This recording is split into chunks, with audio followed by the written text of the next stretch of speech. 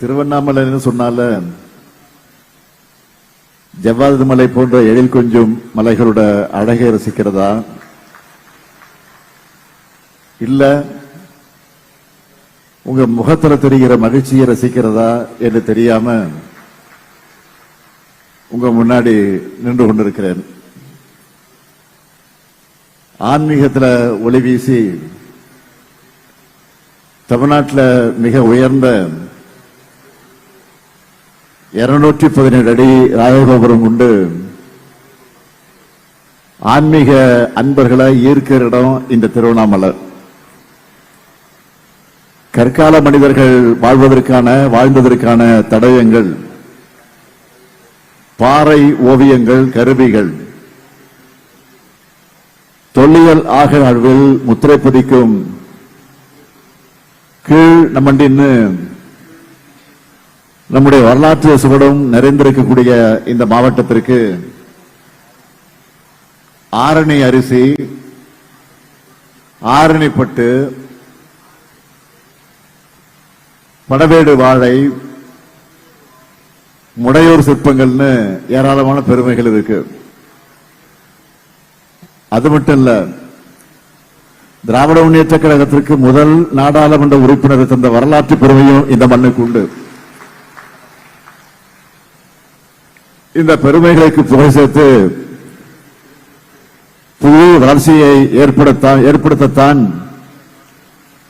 நம்ம திராவிட மாடல் அரசு பணியாற்றிக்கிட்டு இருக்கு. கடந்த 14ஆம் தேதி தான் இந்த திருவண்ணாமலைக்கு வந்து இதே இடத்துல எழுச்சிமிகு திமுக இளைஞரணியுடைய மாநாட்டில் பங்கேற்றான். 2 வாரத்துக்குள்ள மீண்டும் திருவண்ணாமலைக்கு வந்து உங்க எல்லாரையும் சந்திச்சு பேசக்கூடிய வாய்ப்பு எனக்கு கிடைச்சிருக்கு.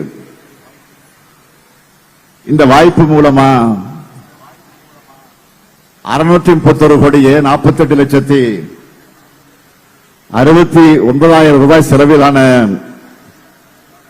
314 முடிவுற்ற பணிகளை திறந்து வச்சு 63 கோடியே 74,000 ரூபாய் மதிப்பீட்டிலான 46 புதிய திட்டப் பணிகளுக்கு அடிக்கல் நாட்டி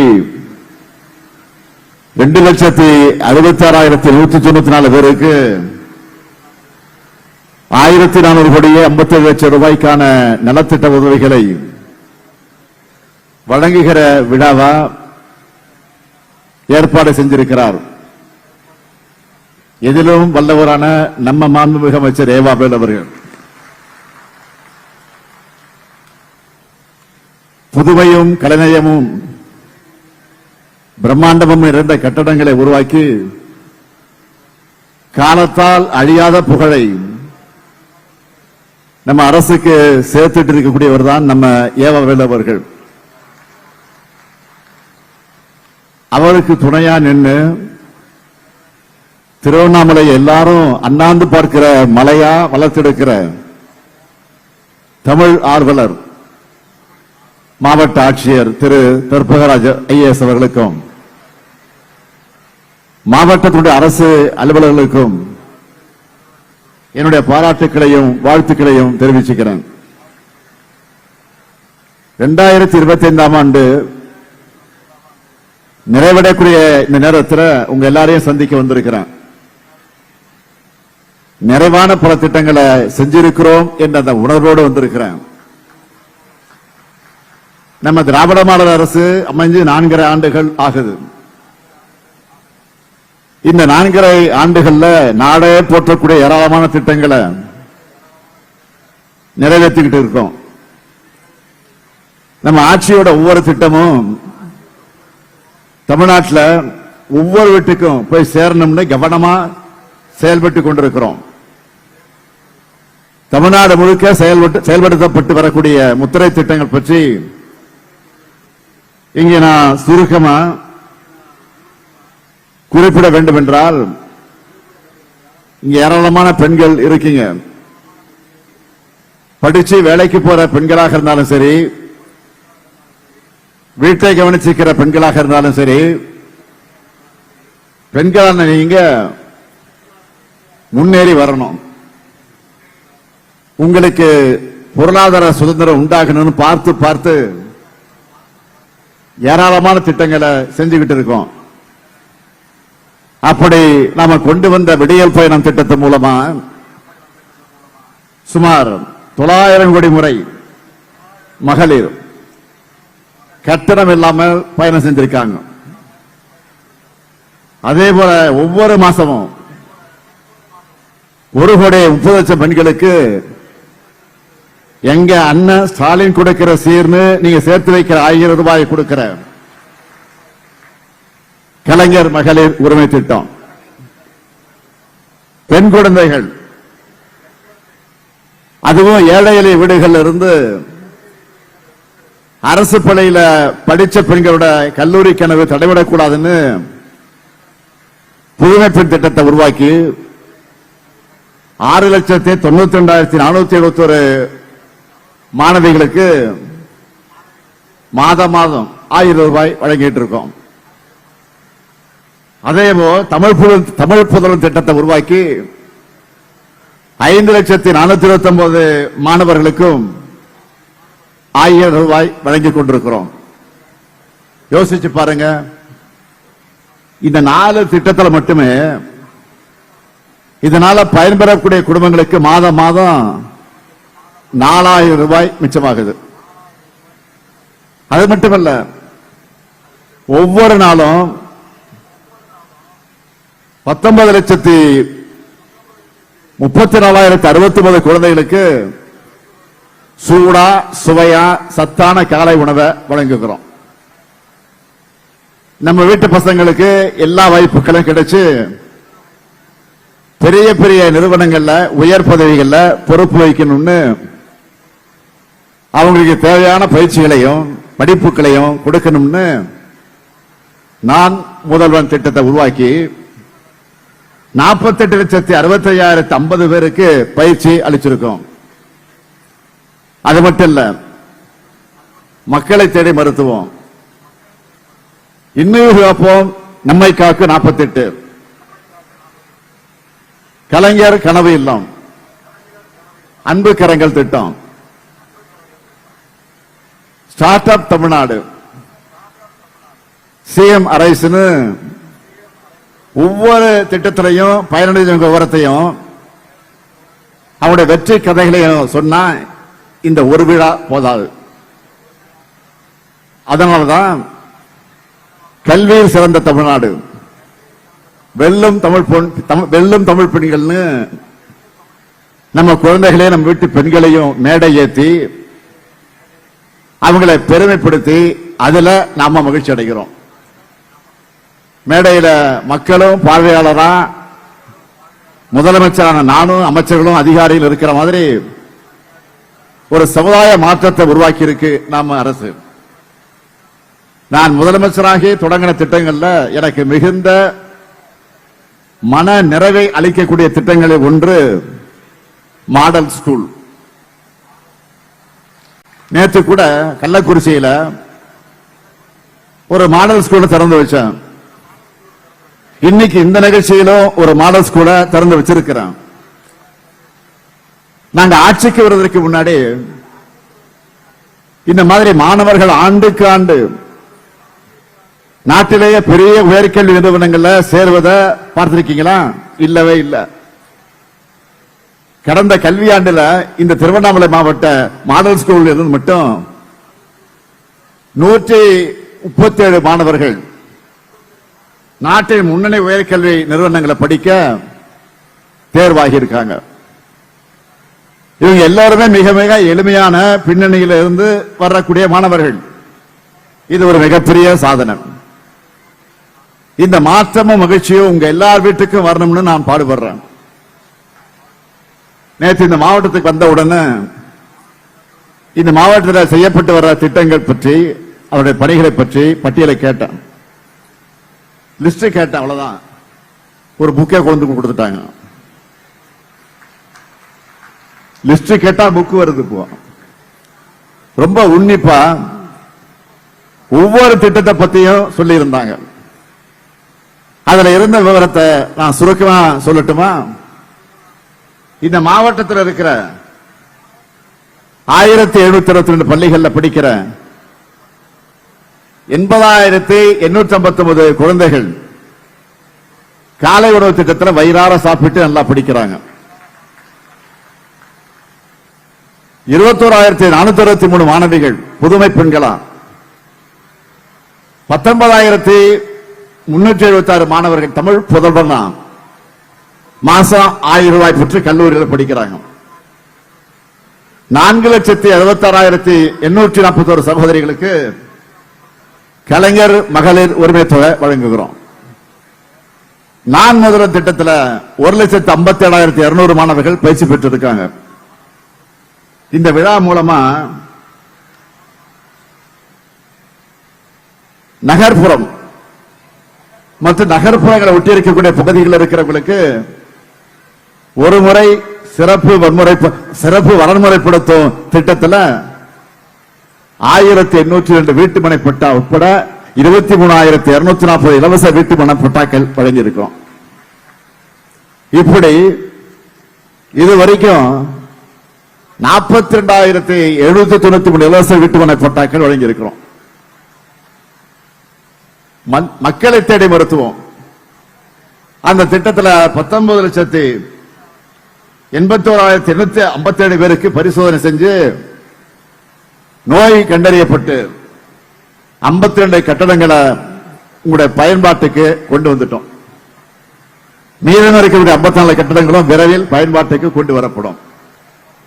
அதேபோல் போலூர், தண்டராம்பட்டு, செங்கம், வந்தவாசி மற்றும் வெம்பாக்கம் அரசு மருத்துவமனைகள்ல அவசர கால மகப்பேறு மற்றும் பச்சிளம் குழந்தைகள் பராமரிப்புக்கான கட்டிடங்களை கட்டியிருக்கிறோம்.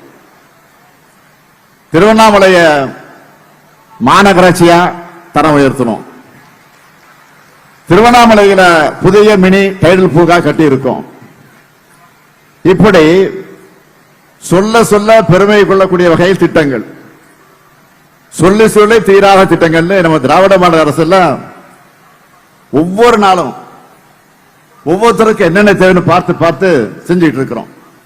தொடர்ந்து செய்யத்தான் போறோம், செய்து கொண்டிருக்கிறோம். அதுக்கு உதாரணமா சில அறிவிப்புகளை செய்ய போறேன். என்ன அறிவிப்புனா, முதல் அறிவிப்பு, இந்த மாவட்டத்தோட தொழில் வளர்ச்சியை ஊக்குவிப்பதற்காக சேத்துப்பட்டு வட்டம் ஏந்தல் கிராமத்தில் 12 கோடி ரூபாய் மதிப்பீட்டில் 37 ஏக்கர்ல புது சிட்கோ தொழிற்பேட்டை அமைக்கப்படும். இரண்டாவது அறிவிப்பு, கலசப்பாக்கம் வட்டம் பர்வதமலை அருள்மிகு மல்லிகார்ஜுன சுவாமி திருக்கோயிலுக்கு 5 கோடி ரூபாய் மதிப்பீட்டில் அடிப்படை வசதிகள் ஏற்படுத்தி தரப்படும். மூன்றாவது அறிவிப்பு, புதுசா தொடங்கப்பட்டிருக்கக்கூடிய செங்கம் அரசு கலை மற்றும் அறிவியல் கல்லூரிக்கு 18 கோடி 50 லட்சம் ரூபாய் மதிப்பீட்டில் புதிய கட்டடம் கட்டப்படும். நான்காவது அறிவிப்பு, வந்தவாசி வட்டம் கீழ் சீசமங்கலம் கிராமத்தில் 2.02 ஹெக்டேர் பரப்புல வீரிய ஓட்டுரக குடித்தட்டு காய்கறி நாற்றுகளை உற்பத்தி செஞ்சு வழங்கக்கூடிய வகையில் புதிய உயர் தொழில்நுட்ப நாற்றங்கால் 1 கோடி ரூபாய் நிதி ஒதுக்கீட்டில் அமைக்கப்படும். இதன் மூலம் கீழ் சீசமங்கலம் மற்றும் பக்கத்தில் இருக்கக்கூடிய எல்லா கிராம விவசாயிகளும் பயனடைய போறாங்க. ஐந்தாவது அறிவிப்பு, வேளாண்மை உழவர் நலத்துறையின் திட்டங்கள், தொழில்நுட்ப ஆலோசனைகள், தரமான இடுபொருட்கள் மற்றும் வேளாண் சார்ந்த அனைத்து சேவைகளையும் விவசாயம் ஒரே இடத்துல பெற்று பயனடையக்கூடிய விதமா திருவண்ணாமலை மாவட்டம் மடையூர்ல 3 கோடி 94 லட்சம் ரூபாய் நிதி ஒதுக்கீட்டில் ஒருங்கிணைந்த வேளாண்மை விரிவாக்க மையம் அமைக்கப்படும். ஆறாவது அறிவிப்பு, திருவண்ணாமலை மாவட்டம் அத்தியந்தல்ல நெல், சிறுதானியங்கள், பயிர் வகைகள், எண்ணெய் வித்துக்கள் போன்ற பயிர்களின் உயர் விளைச்சல் ரக சான்றளிக்கப்பட்ட தரமான விதைகளை விவசாயிகளுக்கு காலத்தை வழங்கிட 250 மெட்ரிக் டன் கொள்ளளவு கொண்ட சேமிப்பு கிடங்கக்கூடிய விதை சுத்திகரிப்பு நிலையம் 2,40,00,000 நிதி ஒதுக்கீட்டில் அமைக்கப்படும். ஆக 4 அறிவிப்புகள் இங்கே புதுசா நான் உங்களிடத்தில் அறிவித்திருக்கிறேன். அறிவித்து விட்டு அத்தோட முடிஞ்சு நாங்க போயிட மாட்டோம். அது எப்படி நடக்குது, எப்போ ஆரம்பிக்க போறாங்க, எப்போ டெண்டர் விட போறாங்க, எப்போ அடிக்கல் நாட்ட போறாங்க, அவருடைய பணி எப்போ தொடங்க போகுது, அது எப்போ முடிய போகுது என்பதை கண்காணித்து அதை முடிக்கிற வரையில நானும் தூங்க மாட்டேன், வேலுவும் தூங்க மாட்டாரோ, இங்க இருக்கக்கூடிய அதிகாரியும் தூங்க மாட்டோம். இப்படி ஒவ்வொரு மாவட்டமும் ஒவ்வொரு குடும்பம்னு ஒட்டுமொத்தமா தமிழ்நாடும் வளரணும், அதுக்காக உழைக்கிறோம். ஒட்டுமொத்த நாடே திரும்பி பார்க்கக்கூடிய வளர்ச்சியை ஏற்படுத்தி இருக்கிறோம். அது எப்படிப்பட்ட நிலையிலிருந்து யோசிச்சு பாருங்க. ஒன்றிய அரசோட ஜிஎஸ்டியால வரி உரிமை இல்ல, நமக்கு வர வேண்டிய நிதியும் தரல, குடைச்சல் கொடுக்கிறதுக்காகவே அனுப்பி வைக்கப்பட்டிருக்கக்கூடிய ஆளுநர் உட்கார்ந்திருக்காரு. தமிழ்நாட்டுக்குள்ளே இருந்துகிட்டு தமிழ்நாட்டுக்கு எதிராக செயல்படக்கூடிய துரோகிகளுக்கு அடிமை சாசனம் எழுதி தந்து சரணாகதி அடைந்த அடிமைகள்னு அத்தனை சவால்களை முறியடிச்சு நாம் முன்னேறி இருக்கிறோம். இதுதான் திராவிட மாடல். இந்த வளர்ச்சி தான் பலருடைய கண்களை கூச செய்யுது, வயிறு எரியுது. அதனால்தான் எப்படியாவது தமிழ்நாட்டுக்கு அவப்பெயரை ஏற்படுத்தணும்னு பார்க்கிறாங்க. பொறுப்புள்ள ஒன்றிய அமைச்சர், பொறுப்புகள் இருக்கிறவங்க கூட அத்தனை வெறுப்புணர்ச்சியை பரப்புறாங்க. தமிழ்நாட்டு மேல வெறுப்புணர்ச்சியை பரப்புனா அது மூலமா வட மாநிலங்கள்ல வாக்குகளை பெற முடியும்னு நினைக்கிறாங்க. ஆனா அவங்க நினைக்கிறது நடக்க மாட்டேங்குது. அதற்கு பதிலாக என்ன நடக்குது? தமிழ்நாட்டை பத்தி இப்படி பேசுறாங்கன்னு வடமாநில யூடியூபர்கள் தேடி பார்த்து தமிழ்நாட்டோட தனித்தன்மையை, சாதனை திட்டங்களை, பொருளாதார வளர்ச்சியை தெரிஞ்சுக்கிட்டு நமக்கு ஆதரவா வீடியோக்களை போட ஆரம்பிச்சுட்டாங்க. வளர்ச்சியை தொடர்புனா எந்த மேப் எடுத்தாலும் இந்தியாவோட தெற்கு பகுதி வளமா இருக்கிறத எடுத்து சொல்ல ஆரம்பிச்சுட்டாங்க. நம்ம திராவிட மாடல் அரசு ஆட்சி பொறுப்புக்கு வர்றதுக்கு முன்னாடி இதே திருவண்ணாமலை இருந்துதான் உங்கள் தொகுதியில் ஸ்டாலின் என்கிற பேர்ல உங்களுடைய கோரிக்கை மனுக்களை வாங்கி ஆட்சிக்கு வந்ததும் 100 நாள்ல தீர்த்து வைக்கிற பயணத்தை தொடங்கின.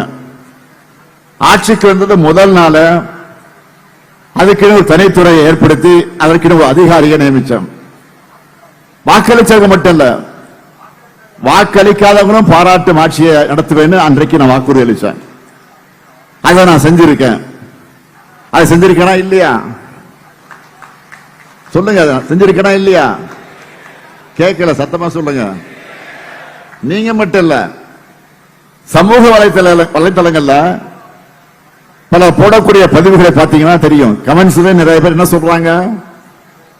நான் திமுக ஆதரவு இல்லதான், ஆனாலும் நான் முதல்வன் உண்மையாவே இந்த ஆட்சியோட சிறந்த திட்டம், இதை பாராட்டாம இருக்க முடியாதுன்னு ஒரு கமெண்ட் வருது.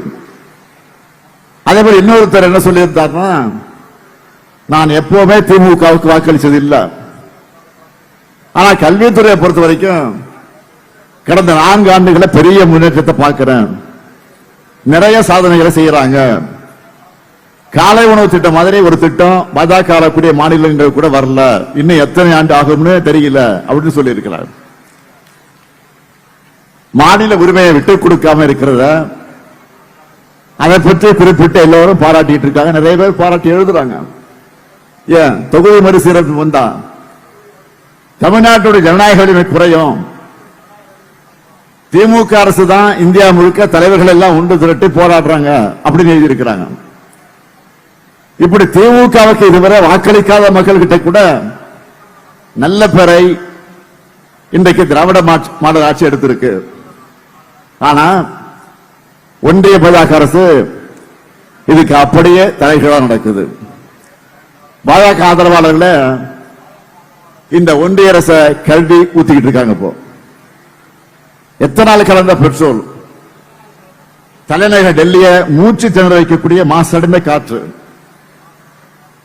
இந்திய ரூபாய் மதிப்பு வரலாறு காணாத வீழ்ச்சி, பாஜக அரசுகள் கட்டுகிற கட்டடங்கள் மேம்பாலங்கள்லாம் கொஞ்ச நாள்லயே இடிஞ்சு விழுது. டிவியில பாக்குறீங்க.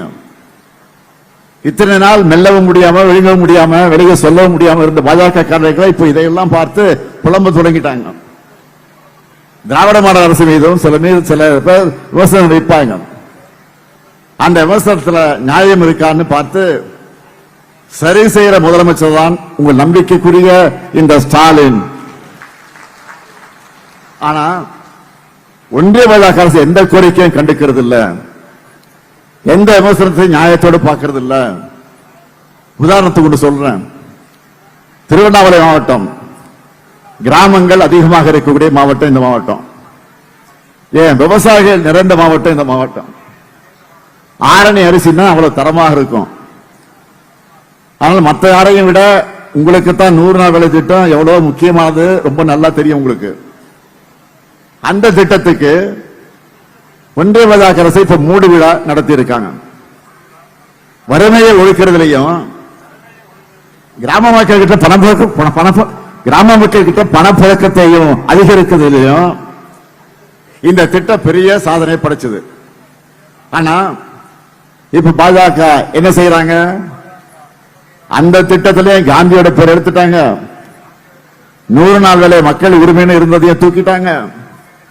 கடந்த 10 வருஷமா கொஞ்சம் கொஞ்சமா சிதைச்சிட்டு வந்த இந்த திட்டத்தை இப்ப மொத்தமா நீக்கிட்டாங்க. இதை எதிர்த்து நாடாளுமன்றத்திலையும் மக்கள் மன்றத்திலையும் நாம தான் போராடிட்டு இருக்கோம். இதையெல்லாம் அவங்க கவனிக்கிறாங்கன்னா இல்ல. தன்னை விவசாய குடும்பத்தை சேர்ந்தவன் சொல்லியிருக்கிற எதிர்கட்சி தலைவர் பழனிசாமி அவர்கள் இதை எதிர்த்து குரல் கொடுக்க துணிச்சி இல்லாம ஆதரிச்சு பேசிட்டு இருக்காரு. அவங்க கட்சி நாடாளுமன்றத்தில் மாநிலங்களில் இதுக்கு ஆதரவா வாக்களிச்சிருக்கிறாங்க. இப்படியாக ஒன்றிய பாஜகவோட கொடுங்கோல் ஆட்சியாளர்களும் அவர்களுக்கு கூதா தூக்கக்கூடிய அதிமுக அடிமைகளும் நம்ம அரசோட சாதனைகளை மறைக்கவும் முடியாம மறுக்கவும் முடியாம திண்டாடுறாங்க. அவருடைய எந்த பொய்யையும் மக்களான நீங்க நம்ப தயாராக இல்லை. அதனாலதான் திராவிட மாடல் 2.2 அமைவது உறுதி உறுதி உறுதினு நான் தொடர்ந்து உரைக்க சொல்றேன். சொன்ன திட்டங்களை விட அதிகமான அளவு சொல்லாத முத்திரை திட்டங்களையும் செயல்படுத்திக்கிட்டு இருக்கிறோம். கடக அரசு நலத்திட்டங்களால பயனடையாத ஒரு குடும்பம் கூட தமிழ்நாட்டில் இல்ல என்ற அளவுக்கு செயல்படும். இந்த திராவிட மாடல் நல்லாட்சி தொடர திருவண்ணாமலை மக்கள் எப்போதும் போல் வரும் தேர்தலையும் முழுமையான ஆதரவை எங்களுக்கு வழங்கணும்.